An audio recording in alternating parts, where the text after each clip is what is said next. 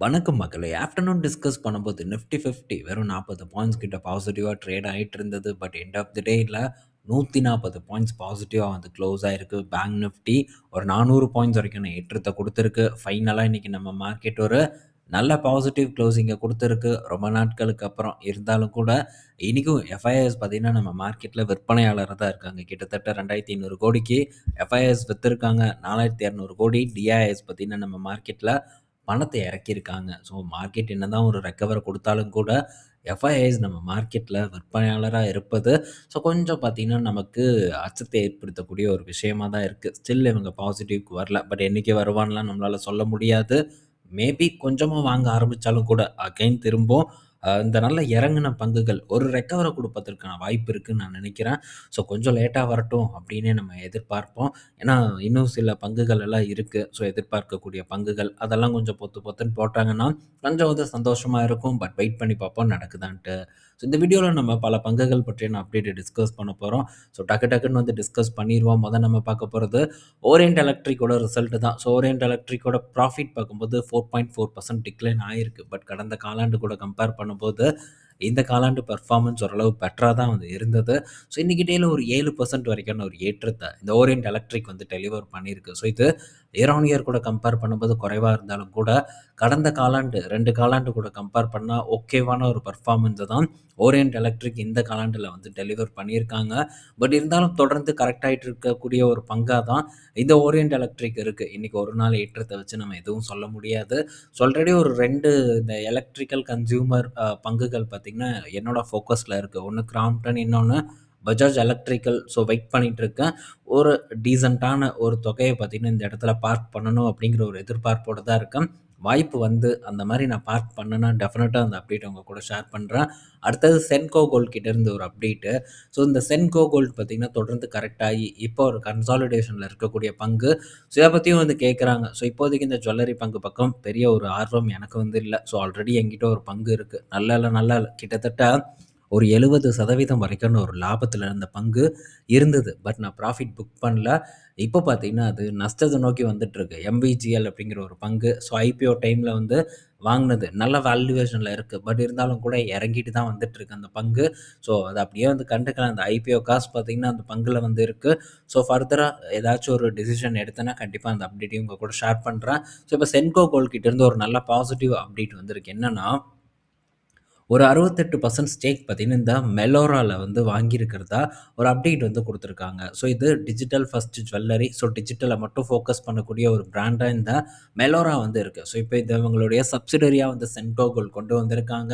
So இந்த ஆன்லைன்லயும் பெரிய அளவுக்கு வந்து கான்சன்ட்ரேட் செலுத்தும் வகையில சென்கோ கோல்டோட இந்த முடிவு வந்து இருக்கு. இது நல்ல ஒரு விஷயம் தான். இந்த சென்கோ கோல்ட்ட பொறுத்தவரைக்கும். அடுத்தது டிடிகே ஹெல்த் கேர் கிட்ட இருந்து ஒரு அப்டேட் வந்திருக்கு.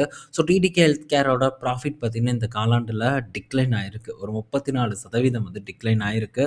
ஸோ இந்த டிடிகே ஹெல்த் கேர் பத்தி ஒரு நண்பர் கேட்டிருந்தாரு. ஸோ என்ன ப்ரோ இத பத்தி மட்டும் நீங்க பேசவே மாட்டேங்கிறீங்க அப்டின்ட்டு.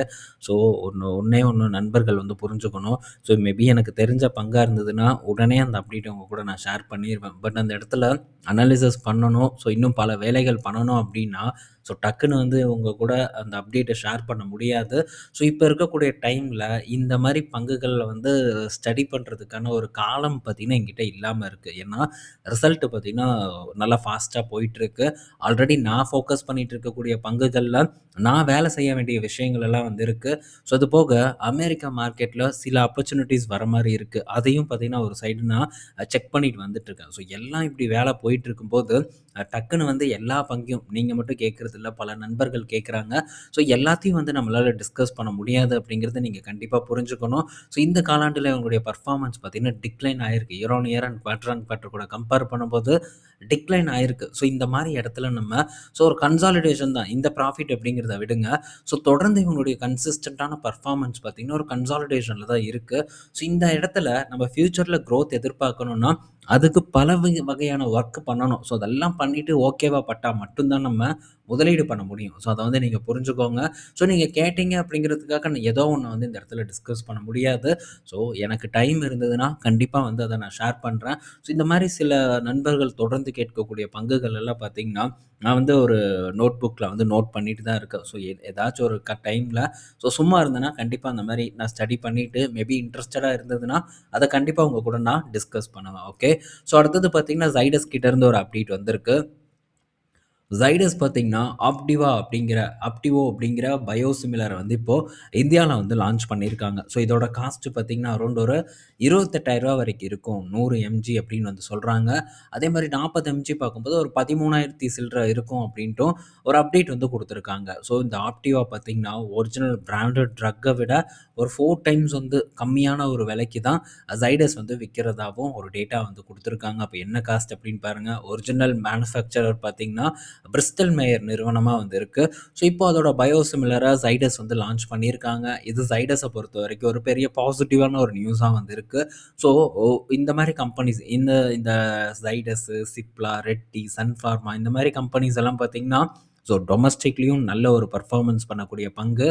ஸோ குளோபலாவும் நல்ல பெர்ஃபார்மன்ஸ் பண்ணக்கூடிய ஒரு பங்கு. ஸோ இந்த பங்குலலாம் கண்டிப்பா சமநிலை இருக்கும். ஸோ எக்ஸ்போர்ட் மட்டுமே பண்ணக்கூடிய பங்கா இருந்ததுன்னா, கண்டிப்பா வந்து நம்ம இந்த இடத்துல ஒரு சரியான இடத்துல முதலீடு பண்றத பத்தி திங்க் பண்ணணும். ஸோ இந்த பங்குக்கும் அப்படிதான். இதுவும் சரியாது அப்படின்ட்டுலாம் இல்ல. ஸோ ஃபர்ஸ்ட்டு நான் இத ஃபோக்கஸ் பண்ணும்போதே ₹600லேருந்து ₹350க்கு பார்த்தீங்கன்னா, இந்த பங்கு வந்தது. அங்கருந்து 310, 320 வரைக்கெல்லாம் கீழ இறங்குச்சு. ஸோ 350ல ஆப்பர்ச்சுனிட்டி வந்தது. பைபேக் பார்ட்டிசிபேட் பண்ணேன். அதுக்கப்புறமும் ஒரு நல்ல பெர்ஃபார்மன்ஸ் பார்த்தீங்கன்னா, இந்த Zydusல வந்து ஏற்பட்டிருக்கு. ஸோ இது ஒரு நல்ல செய்தி தான். பட் நம்ம கொஞ்சம் வெயிட் பண்ணுவோம். ஸோ இது போக யுஎஸ் மார்க்கெட்ல கூட ஒரு பெரிய ஒரு அப்டேட் இருக்கு. இவங்களுக்கு போட்டியா வரக்கூடிய ஒரு நிறுவனம் அது பயோகானா தான் வந்து இருக்கும். இந்த பயோசிமிலர பொறுத்தவரைக்கும். ஸோ கொஞ்சம் செக் பண்ணி பார்ப்போம். பார்த்துட்டு ஒரு டிசிஷன மேக் பண்ணுவோம். ட்ரம்ப் இருக்க பயமேன் அப்படின்ட்டு கொஞ்சம் வந்து வெயிட் பண்றத பத்தி நம்ம திங்க் பண்ணலாம். அடுத்தது சூரியோதயா ஸ்மால் ஃபைனான்ஸ் பேங்கோட ரிசல்ட் வந்திருக்கு. ஸோ சூரியோதயா ஸ்மால் ஃபைனான்ஸ் பேங்கோட இந்த காலாண்டு பெர்ஃபார்மன்ஸ் பார்த்தீங்கன்னா, ப்ராஃபிட் 10% உயர்ந்திருந்தாலும் கூட, ரொம்ப புவரான ஒரு ரிசல்ட்ட தான் இந்த நிறுவனம் வந்து குடுத்துருக்காங்க.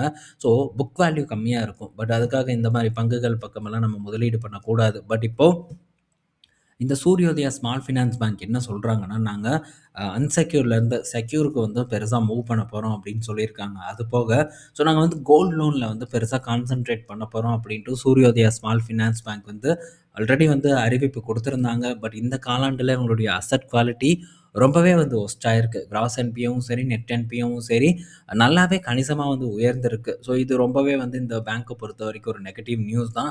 ஸோ இந்த ப்ராஃபிட் உயர்வு மட்டும் சூரியோதயா ஸ்மால் ஃபைனான்ஸ் பேங்க்குக்கு ஒரு நல்ல செய்தி இல்ல அப்படிங்கிறத நம்ம கண்டிப்பா வந்து புரிஞ்சுக்கணும். அதே சமயத்துல உஜ்ஜீவனோட ரிசல்ட் வந்திருந்தது. ஸோ சூப்பரான ஒரு ரிசல்ட்ட பார்த்தீங்கன்னா, இந்த உஜ்ஜீவன் ஸ்மால் ஃபைனான்ஸ் பேங்க் குடுத்துருக்காங்க. பேட் வந்து கம்மி தான். ஸோ இதுக்கு முன்னாடி பெர்ஃபார்மன்ஸ் எடுத்து நம்ம பார்க்கும்போது, பட் இவங்களுடைய அசெட் குவாலிட்டி நம்ம பார்க்கும்போது இம்ப்ரூவ் பண்ணியிருக்காங்க. அதுபோக அன்செக்யூர்ட வந்து தொடர்ந்து கட் பண்ணிட்டு வராங்க. இப்போ செக்யூர்ட் லெண்டிங் மட்டும் இவங்க போர்ட்ஃபோலியோல எவ்வளோ இருக்குன்னு பார்த்தா, 48% பார்த்தீங்கன்னா செக்யூர்ட் லெண்டிங்கா இருக்கு. ஹவுசிங் லோன், அதே மாரி வாகன கடன், தங்க நகை கடன் இதிலெல்லாம் பெரிய அளவுக்கு கான்சன்ட்ரேட் பண்ணி டைவர்சிஃபை பண்ணியிருக்காங்க. ஸோ ஃபர்தரா நாங்க செக்யூர்ட் போர்ட்ஃபோலியோவ வந்து இன்னும் இன்க்ரீஸ் பண்ணுவோம் அப்படின்ட்டும் உஜ்ஜீவன் கிட்ட இருந்து அப்டேட் வந்திருக்கு. இதனால பங்கும் பார்த்தீங்கன்னா, இன்னைக்கு டேல 7% வரைக்கான ஒரு ஏற்றத்த குடுத்திருக்கு.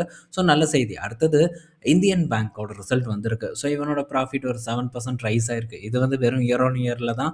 ஸோ போன காலாண்டு கூட கம்பேர் பண்ணும்போது, இந்த காலாண்டோட பெர்ஃபார்மன்ஸ் பார்த்தீங்கன்னா, இந்தியன் பேங்க்குக்கு சுமாரான ஒரு பெர்ஃபார்மன்ஸா தான் வந்து இருக்கு. ஸோ போன காலாண்டுல கூட கம்பேர் பண்ணும்போது வெறும் ஒரு 39,00,00,000 தான் ப்ராஃபிட் வந்து அதிகப்படுத்தி பண்ணியிருக்காங்க. பட் இருந்தாலும் ஏற்றத்துக்கு பஞ்சமே இல்லாம இந்த பேங்க் மட்டும் தொடர்ந்து ஒரு நல்ல பெர்ஃபார்மன்ஸ பார்த்தீங்கன்னா, டெலிவர் பண்ணிட்டு வந்துட்டுருக்கு.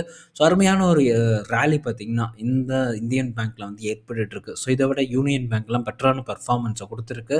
சேம் பேங்க் ஆஃப் இந்தியா இன்னைக்கு டேல நல்ல பெர்ஃபார்மன்ஸ் ஓவராலா பிஎஸ்யூ செக்டார் பங்குகள் இன்னைக்கு டேல நல்ல ஒரு ஏற்றத்த வந்து குடுத்திருக்கு.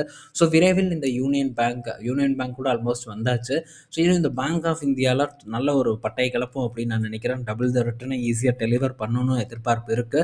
ஸோ பண்ணுதா அப்படிங்கிறத பார்ப்போம். ஸோ இந்த வீடியோல நம்ம பல இன்ஃபர்மேஷன் பார்த்துருக்கோம். ஸோ நம்ம நாளைக்கு இன்னொரு வீடியோல மீட் பண்ணுவோம். பாய் மக்களே!